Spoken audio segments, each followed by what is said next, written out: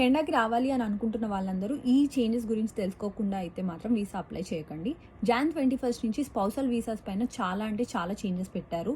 అది both international students and also work permit హోల్డర్స్కి చాలా ఎఫెక్ట్ అవుతుందన్నమాట. ముందుగా అయితే మనం ఇంటర్నేషనల్ స్టూడెంట్స్ గురించి మాట్లాడుకుందాం. మాస్టర్స్ ప్రోగ్రామ్ ఏదైతే 16 మంత్స్ కంటే ఎక్కువ ఉంటుందో, లేకుంటే డాక్టోరియల్ ప్రోగ్రామ్ అది కాకుండా ఉంటే స్పెసిఫైడ్ ప్రోగ్రామ్స్ లైక్ నర్సింగ్, ఇందులో ఎన్రోల్ అయిన స్టూడెంట్స్ యొక్క లైఫ్ పార్ట్నర్స్‌కి మాత్రమే వర్క్ పర్మిట్ ఎలిజిబిలిటీ అయితే ఉంది. రిమైనింగ్ ఏ ప్రోగ్రామ్స్‌లో ఉన్నా గాని వాళ్ళ స్పౌసెస్ అయితే ఇక్కడికొచ్చి వర్క్ చేసుకోలేరన్నమాట. నెక్స్ట్ అయితే వర్క్ పర్మిట్ హోల్డర్స్ అన్నమాట. అందులో టియర్ 0 అండ్ టియర్ 1లో వర్క్ చేస్తున్న స్పౌసెస్ అందరూ eligible. And tier 2 and tier 3లో డిమాండ్ ఉన్న పొజిషన్స్ ఎక్కడైతే లేబర్ షార్టేజెస్ ఉన్నాయో వాళ్ళకి మాత్రమే ఎలిజిబుల్. అండ్ రిమైనింగ్ ఏ టియర్‌లో ఉన్నా గాని వాళ్ళకైతే స్పౌసెస్‌ని స్పాన్సర్ చేసే ఛాన్స్ లేదు. మీరు ఎలిజిబుల్ టియర్‌లో వర్క్ చేస్తూ కూడా 16 మంత్స్ కంటే తక్కువ వర్క్ పర్మిట్ ఉంటే మీ స్పౌస్‌ని స్పాన్సర్ చేయలేరు. ఇది ఒక మేజర్ ట్విస్ట్.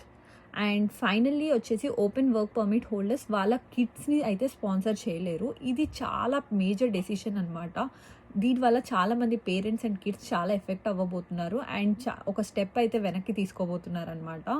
అండ్ సో ఇదన్నీ రూల్స్ అయితే ఫ్రీక్వెంట్‌గా చాలా చేంజెస్ చేస్తున్నారనమాట ఇమ్మిగ్రేషన్‌లో.